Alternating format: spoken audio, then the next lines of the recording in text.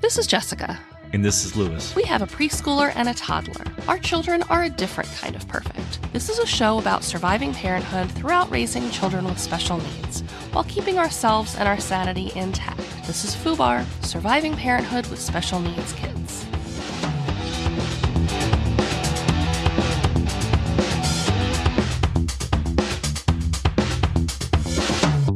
Today we discuss vacations, why anyone would ever go, expectations versus reality, and how we survived. I'm Jessica. And I'm Lewis. Welcome to FUBAR, Surviving Parenthood with Special Needs Kids. All right, Lewis. Vacations. Before we discuss anything about vacations, I know it is October and nowhere really near vacation time, but I was really excited about this topic just because we have a lot of really great stories that I wanted to tell because they're just completely and utterly ridiculous and a really good mirror of our life right now. So, Lewis, really weird question.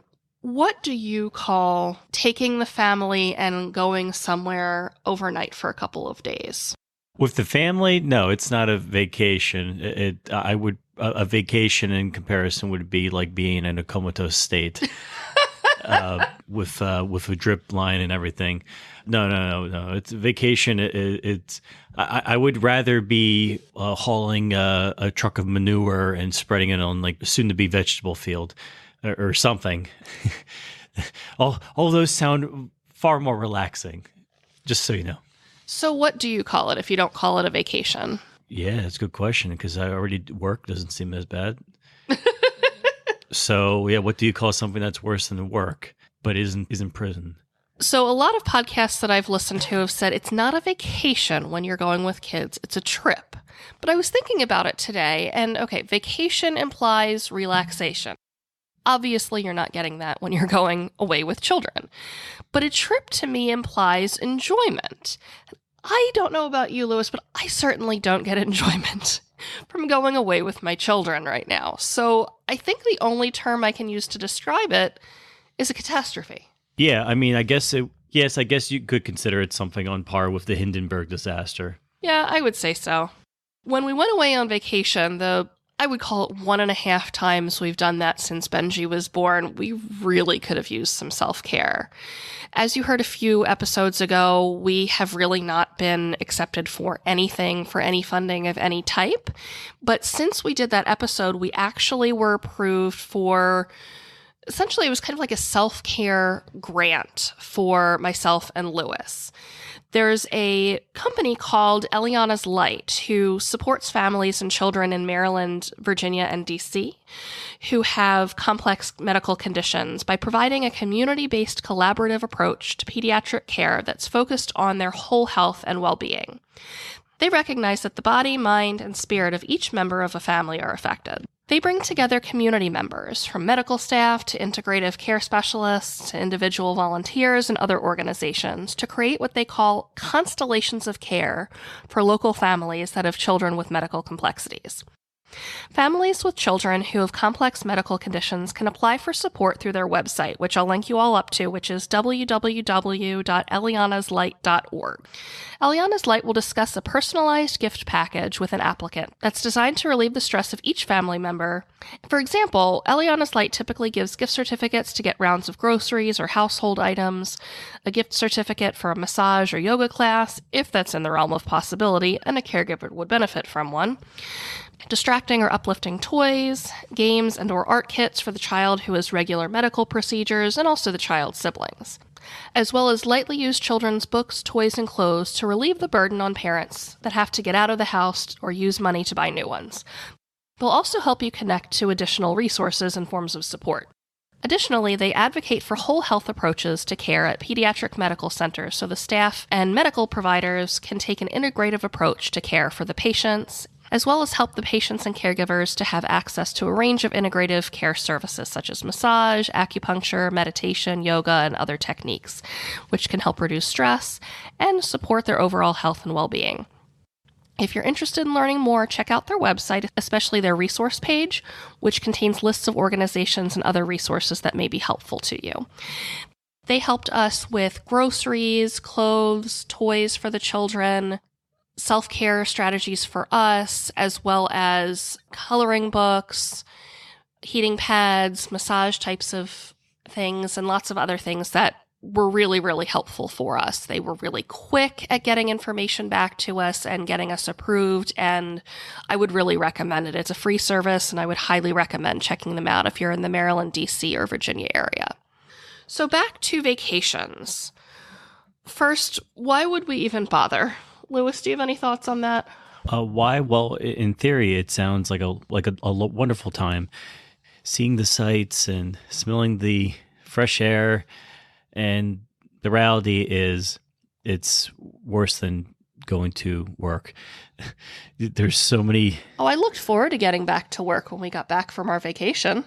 Yeah, there's so much schlepping that you have to do, making sure that Benji doesn't run into the middle of the street and become a statistic, or Alex. Now he's mobile, so now it's even worse. Now he can get going and end up in some random place because you look him in the eyes and like, yeah, he's like an octopus and his legs are like semi-autonomous and they just kind of carry him wherever they want to go, and he just kind of goes along for it. So it's stressful just to imagine it. Yeah.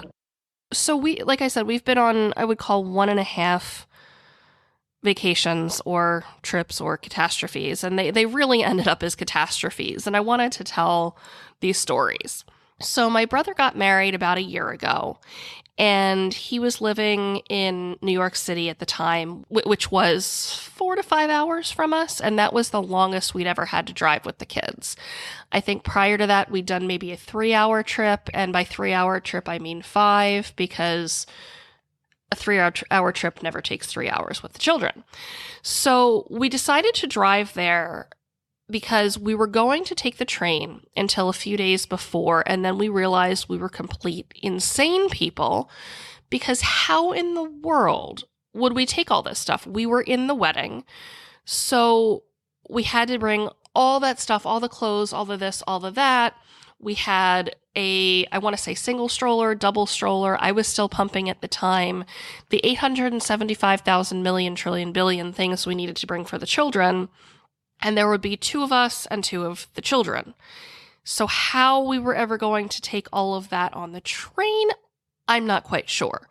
So a week or so before then, when we realized, oh, that was actually impossible, we rented a van, which honestly was the best decision we've ever made because we were actually able to shove everything in there, which was really nice to just have stuff where we need it and be able to bring all our stuff instead of having to leave some behind, which wouldn't have worked.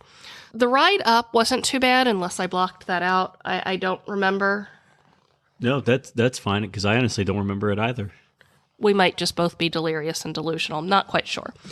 So once we got there, we couldn't find anyone to help us unload the entire minivan's worth of stuff, but we ended up doing it. I can't remember the whole timeline because I block out these things, but I do recall that we went to do something with the kids and a friend of mine and then had to meet the rest of the family at dinner, which was scheduled for 7.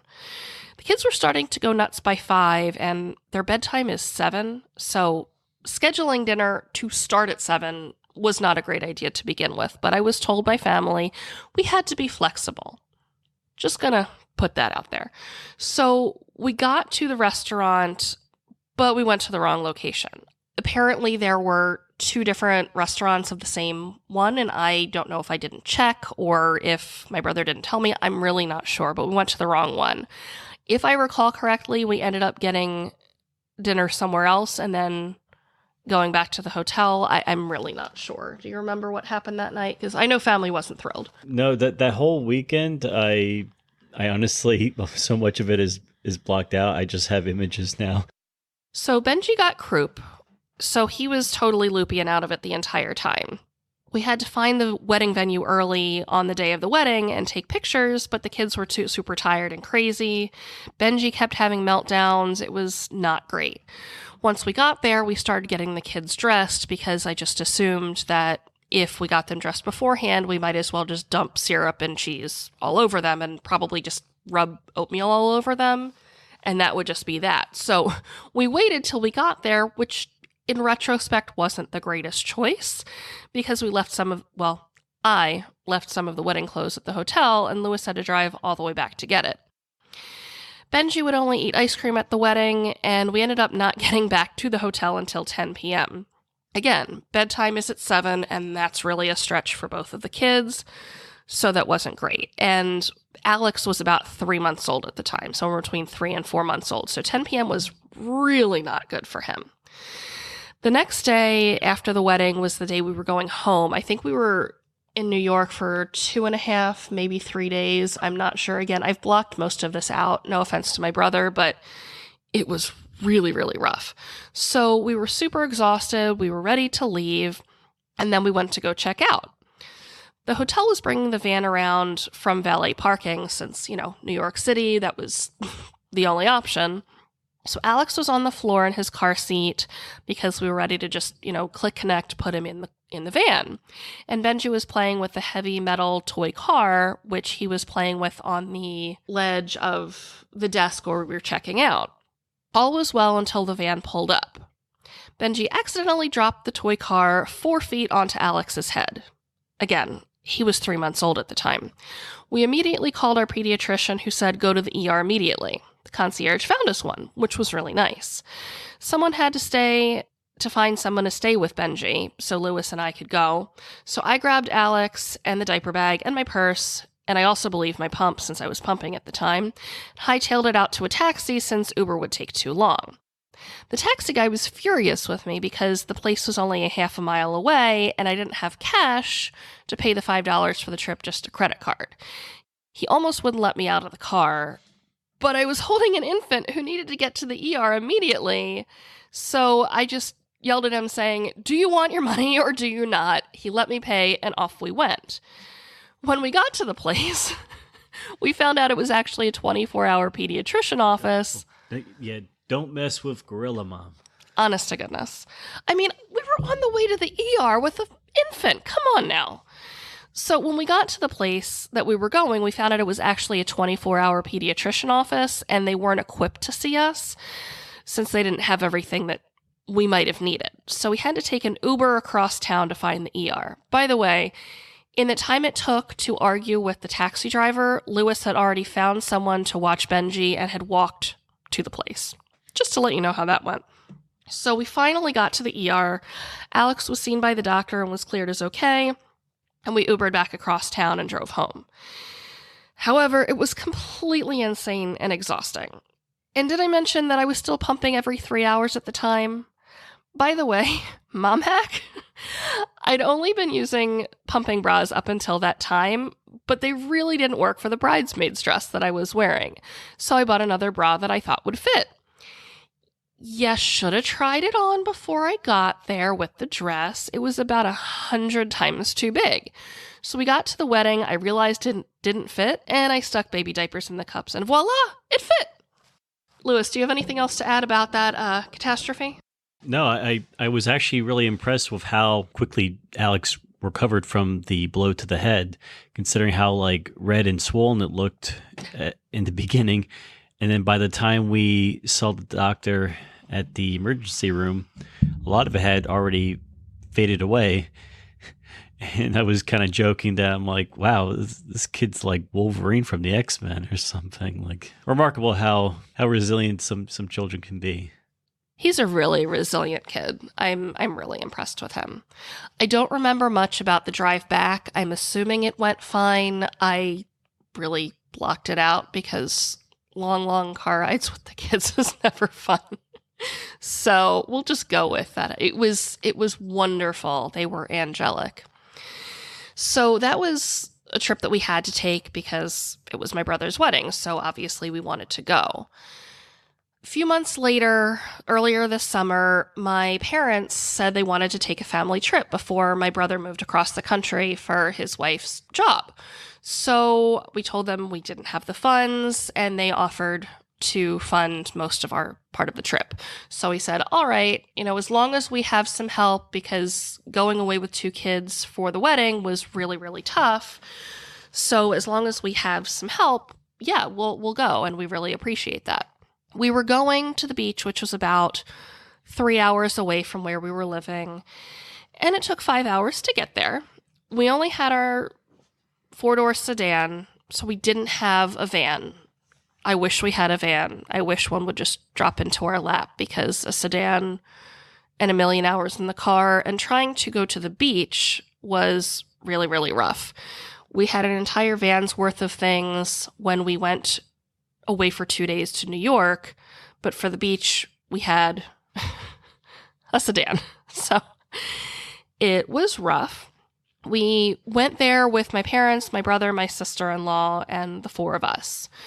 The first day, I was left out on the beach with Benji by myself and no one to help with sunscreen, so I got majorly burned. My parents, God only knows where they were. My brother and sister-in-law, I don't think had gotten there yet, if I'm remembering correctly. Yeah, I think they got there the following day. Yeah. Yeah, that's right. And I think Alex needed a nap or was going crazy. I'm not sure, so Lewis took Alex to the room, and I was left there with Benji, which would have been fine, except we had all the stuff on the beach. I hadn't gotten sunscreened yet, so I got really badly burned. Wasn't super fun. I was stuck out on the beach with him for 2 hours with a cranky preschooler. It was really rough. Then later on, no one could decide where they wanted to eat, so we ended up just leaving and doing our own thing. It's kind of a lot of the same over the next 2 days, with lots of guilt over why we couldn't wait for the rest of the family for meals. Again, we have 2 tiny people, both of whom have special needs. We can't be on other people's timetables. We have to be on the children's timetables. It's not that we're not being flexible. It's that we have to be on their schedules. They cannot be flexible. Right. Yeah. They're telling us we have to be flexible, and these are children that they're our children. We care for them. Yeah. You can't be flexible with that. Like, everything is on the children's time. Someone like telling us like we have to be flexible with them because like yada yada. It's like no. These kids. Yeah. It's insane. So then we were looked at when we did our own thing as if we were inflexible, or if we were trying not to be a family. And then if we did go out and the children wouldn't eat because they were delirious and overtired, or they were behaving poorly, we were just looked at as bad parents. Wasn't really ideal. Benji refused to eat anything pretty much the entire trip. Everything, including air, was too loud for him. And I mean that literally. Neither of the kids wanted to do anything at the beach, and once Benji went on one Ferris wheel ride, which, to be fair, that was a huge win, because for the prior 1.5 years, he was petrified of rides. So that part was a win. But once he went on one, that's all he wanted to do, and he wouldn't talk about anything else and tantrumed about it until the evening when we actually did go to the boardwalk. No matter what we did, no matter how much we cut out, everything we did took way too long, and we didn't get back to the room until 9 p.m. Again, bedtime is 7 o'clock, always. Neither kid would go to sleep, and since we were all in one room, nobody slept.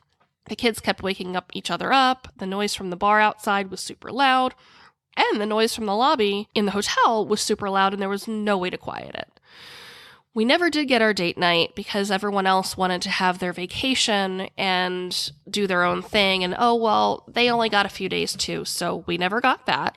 And no one ever watched the kids for us. The last day was by far my favorite day. Benji got croup at 2 a.m. We were half an hour away from a hospital and he was hardly breathing, so we had to call an ambulance. However, it was an old hotel, and the litter couldn't fit in the elevator, so it took them forever to get there. I had to leave Lewis with Alex, who was actually sleeping, at least for 5 seconds, and go in the ambulance with Benji, who was petrified. The hospital stay was fine, and as you'll probably hear me say in future episodes, hospital stays are probably my favorite because they're the most relaxing time we ever have, because people are actually calm and enjoying themselves. So sadly, I enjoy ER visits, which sadly we get a lot because we get croup approximately every 5 seconds. However, after the hospital stay, we didn't get out until about 7 a.m., and then we had to call an Uber because no one was awake to bring us home or back.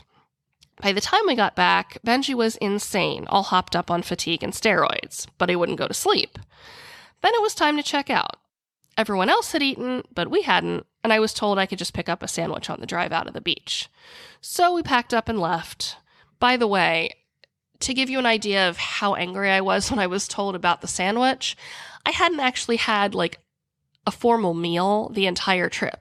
Usually there were kids throwing things and freaking out, and at least one kid on my lap the entire time, so I didn't even taste any of my food.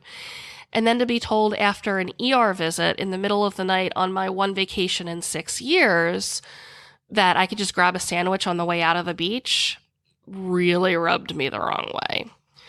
We packed up and left, then Alex started screaming bloody murder, and after, an hour and a half of trying to figure out what was going on, we eventually realized that he had terrible diaper rash, and there was nothing we could do about it 3 to 5 to 100 hours away from home.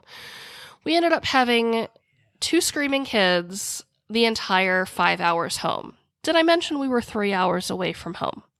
Screaming for 5 hours.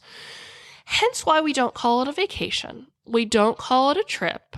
I would call it a catastrophe. Yeah, I started to lose it, and I was like, as things progressively, Alex was screaming and everything. I actually started laughing, it was just too absurd of a situation that I'm like, oh my goodness, this is just hell. Yeah, I actually ended up going to work, and everyone's like, "How was your vacation?" And I'm like, I need a vacation from my vacation. They're like, oh, you should take one. And that gets into the next part of what I wanted to discuss, the actual logistics. So first, how do we find the money? We don't.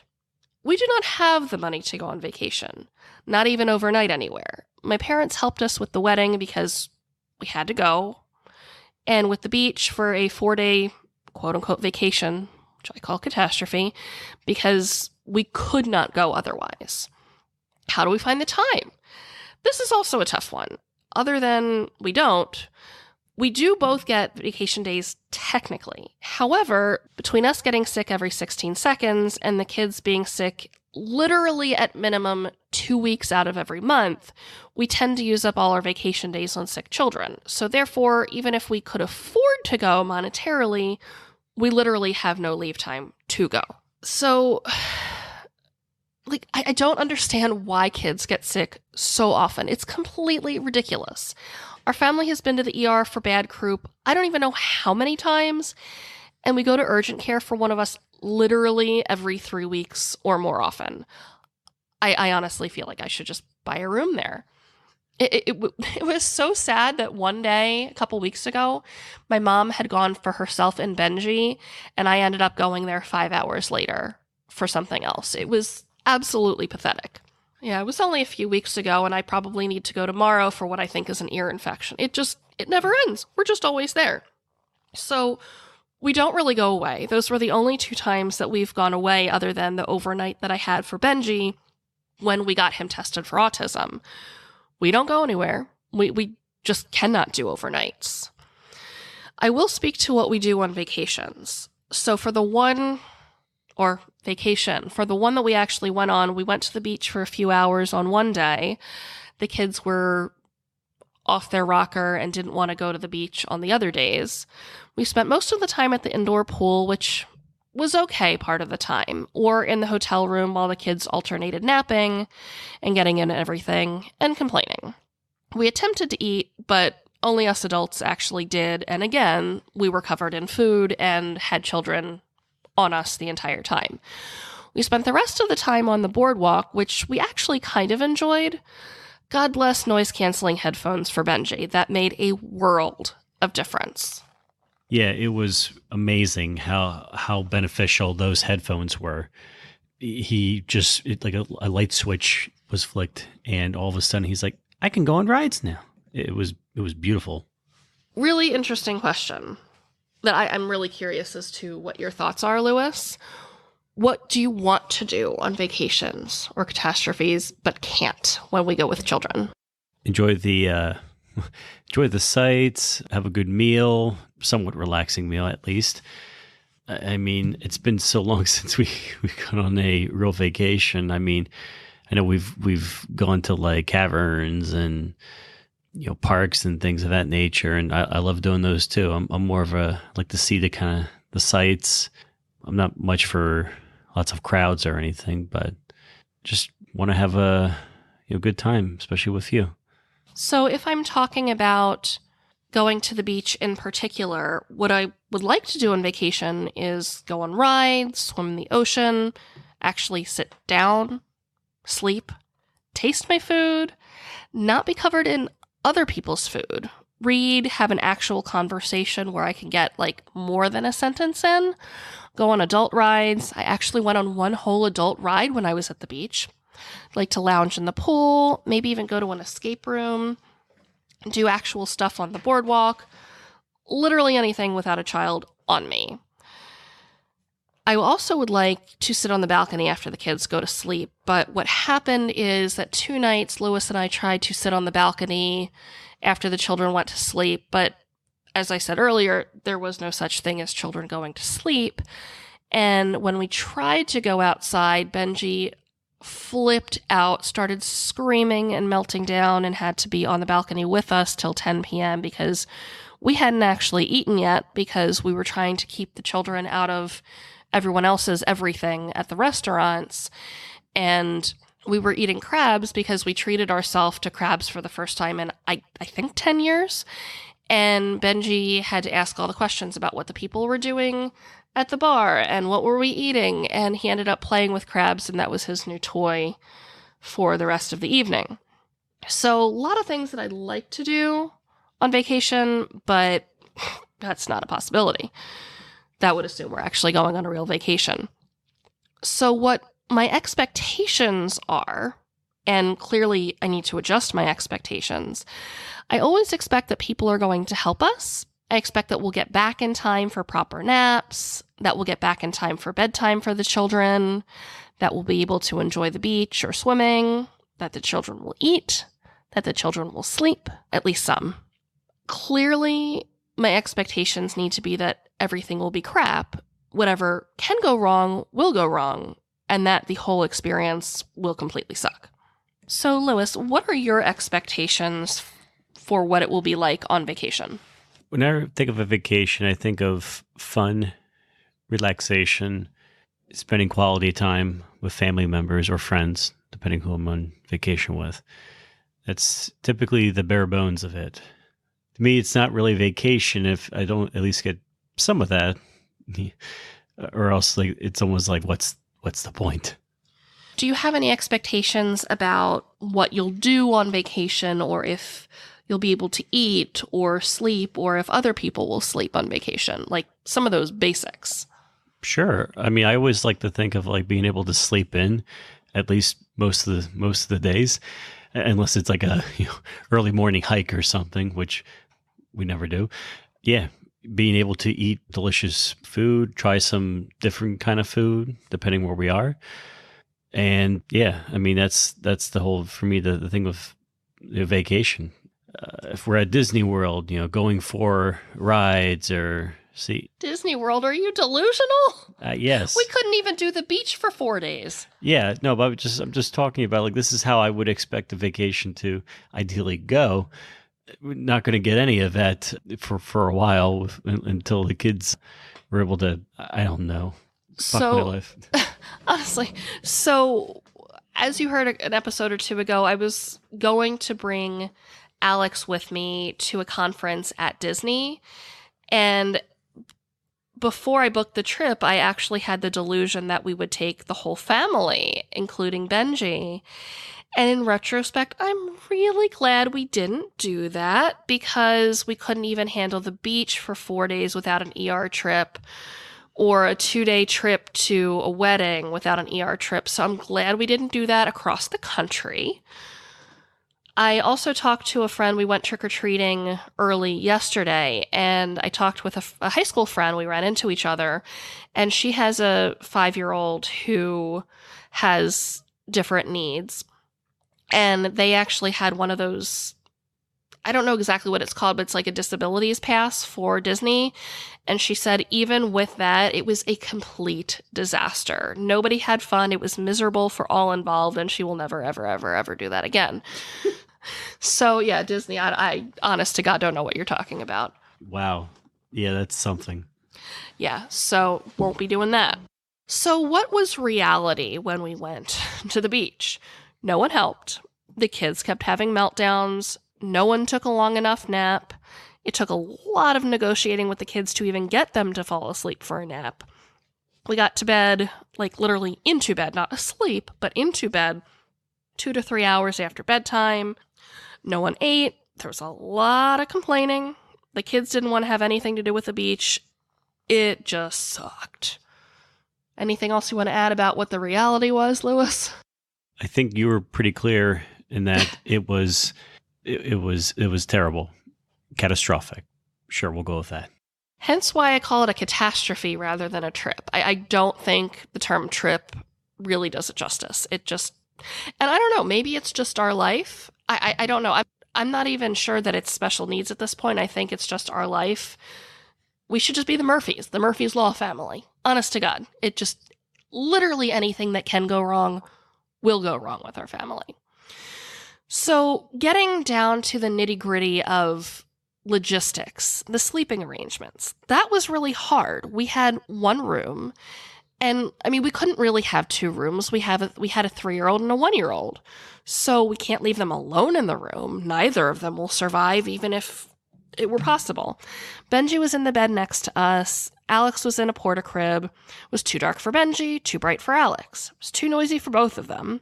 They kept waking each other up. We had to be in the room at all times, as you heard, not even on the balcony or Benji would panic. Really, really, really, really, really didn't work so well. Eating in restaurants was not fun. This was no different from eating in restaurants on a regular basis anyway, which we'll talk about in a couple of episodes because yowza, not fun. However, the one difference was that the kids were way more tired. They didn't like any of the food, so not really that different. And it took forever for 6 adults to decide where to go, to drive there, and wait for the table. And trying to feed the kids lunch while on the beach is impossible. They don't want anything, but we can't go anywhere because then No, that's not true.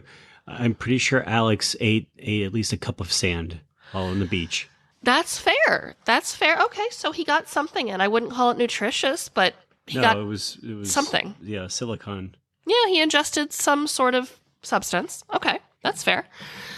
But we can't go anywhere for lunch because then they have to get cleaned up and packed up. And then nap time is over before we can even eat lunch.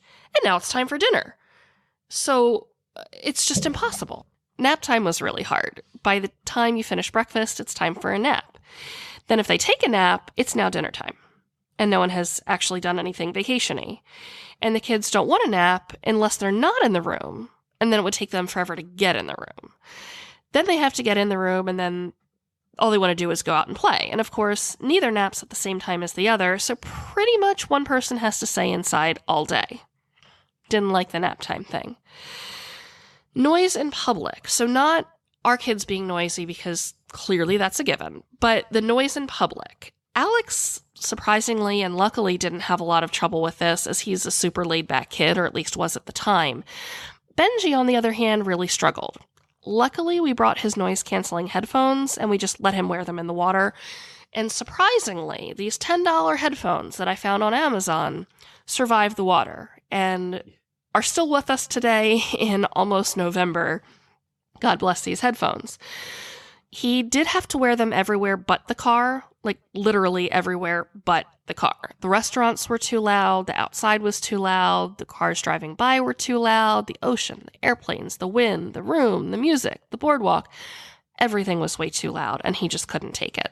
And granted, the beach is a really busy place no matter what beach you go to, so I get it. Getting around. Again, we didn't have the van. And at the beach, public transportation's not great, nor did we want to do that anyway. We drove the car the whole time because it was just too much to think about how to lug our stuff everywhere, take a bus, and we didn't have the money to rent a vehicle. It would cost too much to Uber with car seats, and the taxis there didn't have car seats, so there was just a lot of driving. Needless to say, this was really, really rough. So I thought I packed well to get the kids to tolerate being in the car. I knew we would be in the car for a really long time, so I packed pegs and bags and bags of toys and books, and I got this therapy putty that Benji had been using in his therapies, and I got a 5-pack with all different levels of tension on those, and I put beads in like he's doing in occupational therapy. So we get in the car, he's losing his mind within a couple of minutes, so I give him one of the packs of putty. Somehow it disappears. So naively, I gave him another pack of putty. And he was playing with it, and it did occupy him for quite a while. And then we got to the beach, we did our thing, and the next day, we got in the car and realized the putty never went back in the container. His car seat was covered in putty. The car was covered in putty. The door was covered in putty.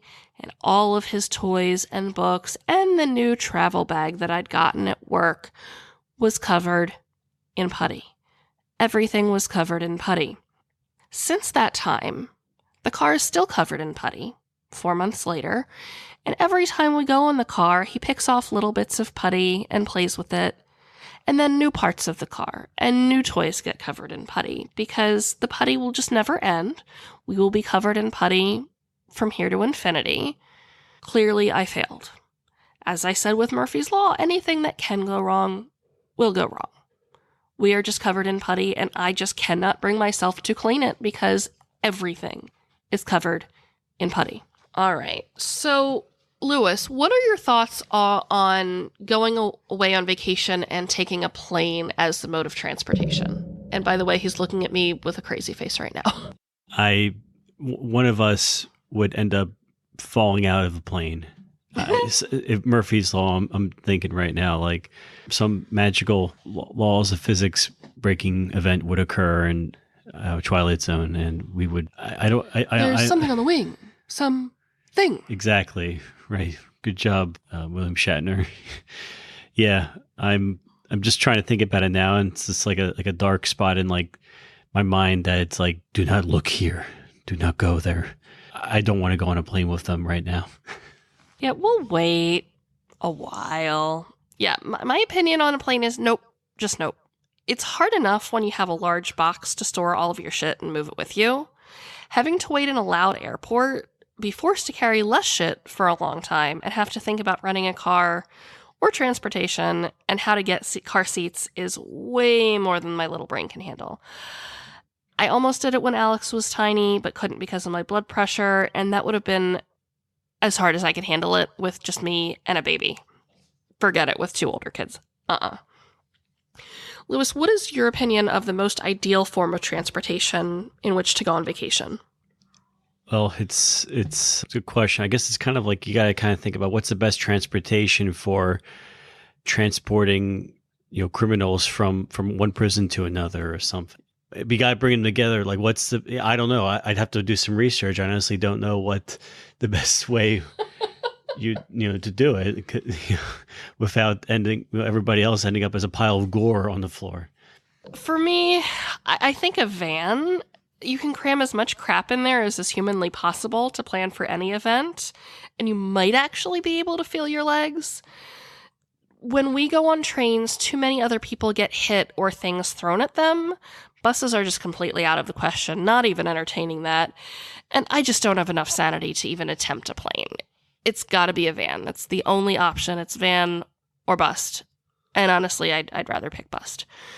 So how do you anticipate what will set the kids off on vacation?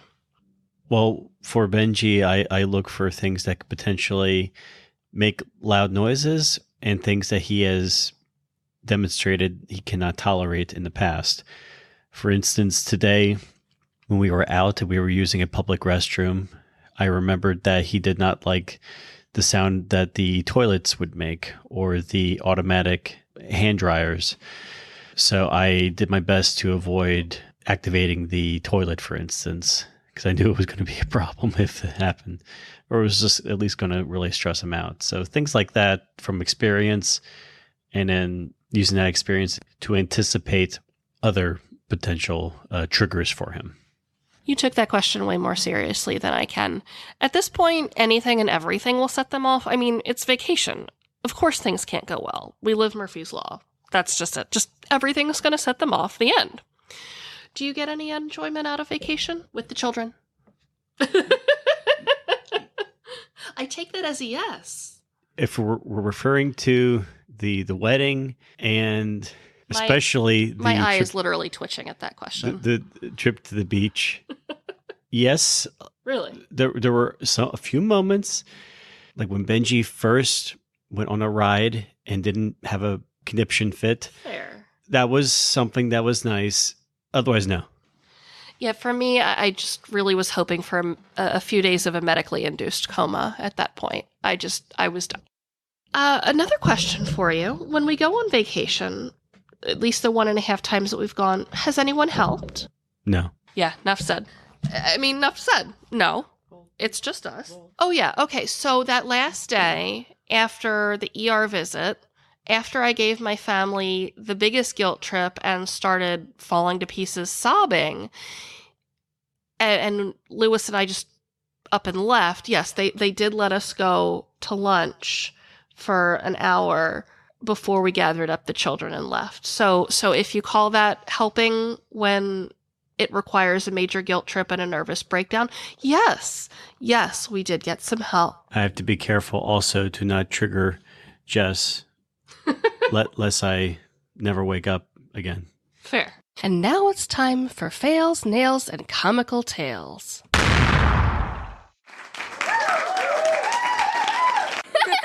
All right, so my fail was a couple of weeks ago. We went to take the kids to therapies, and Benji is a loose cannon when it comes to parking lots and streets and anywhere outside. So he tried to run away into the parking lot, and this is a pretty busy place where lots of people were running. So I went to grab him by his shirt so he wouldn't run away, and I accidentally scratched him, and he still has a little scar there from a couple weeks ago, and I feel really, really bad. Yeah, And then he said, "Mommy, why did you hurt me?" And my heart broke. Yeah, I know, and I know what you mean. My fail is I can't seem to shut up, and I said I called him nipples the other day because at that small moment I thought it would actually be funny, and then I realized I'm like, that's probably not a good word to call him as a nickname. He loved it, and now he's going around mixing up knucklehead and nipples together and calling people like nipplehead and he also says holy crap now. Oh, how did that come about? Oh, was that today? Yes. Oh, we were driving through traffic and someone cut someone else off, and I thought that there was about going to be an accident, and I let it slip. And of course he heard every word and started to say it.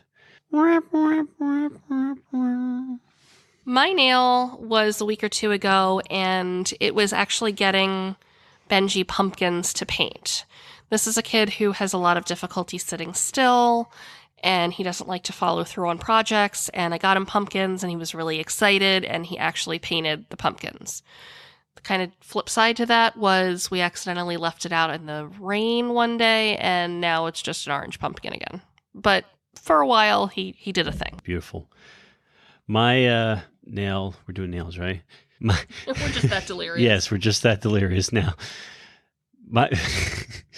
I got Benji to take a nap the other day relatively easily. It was pretty remarkable. He wanted to keep playing with his trucks. He had several of them together, and I took like one or two of them and was like, "Oh, look, they're parking. Oh, and look, the train's going into the roundhouse and everything. Oh, that's because it's time for them to recharge, to have a nap." And he started to park his own toys that he had in his hand, and then I looked at him in the eyes and I'm like, "Where are you going to sleep?" And he went, "In my bed." and threw himself into his bed, covered himself up in a blanket, and went to sleep. It was that remarkable. That's a pretty big nail.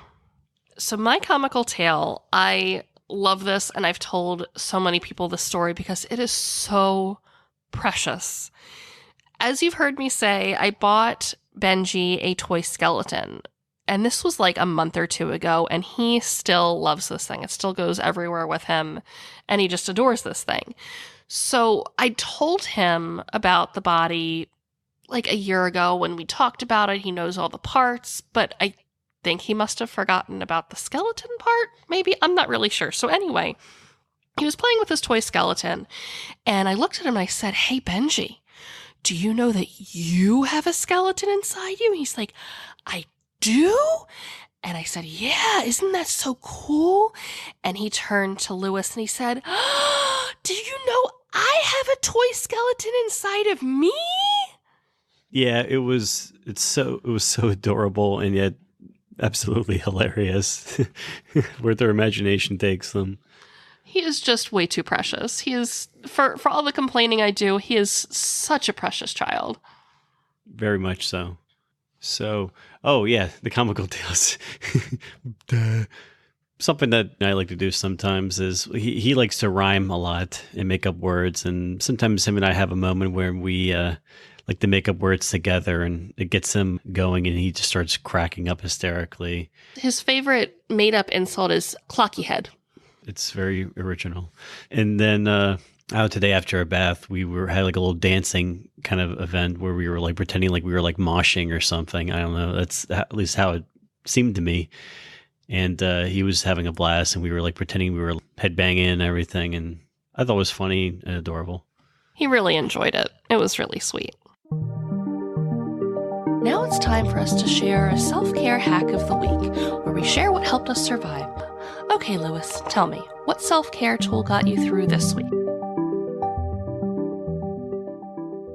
This week, I kind of been reading some graphic novels. We went to the library. I took out 2 Hellboys that I hadn't read and read them, and it was very nice. And then I remembered I had another Hellboy one that I never read. I think you got me for my birthday, and been reading that, and it's been really enjoyable. It's a great comic book series, in my opinion. My self-care tip is actually something that I teach all of my patients, but I use it because it works really, really well for me, especially if I'm in pain or having a heck of a time sleeping. So it's called the body scan, which I kind of use a body scan and muscle relaxation kind of combined. It's not progressive muscle relaxation, which you may have heard of, which I'll probably go into as my self-care tip in another episode.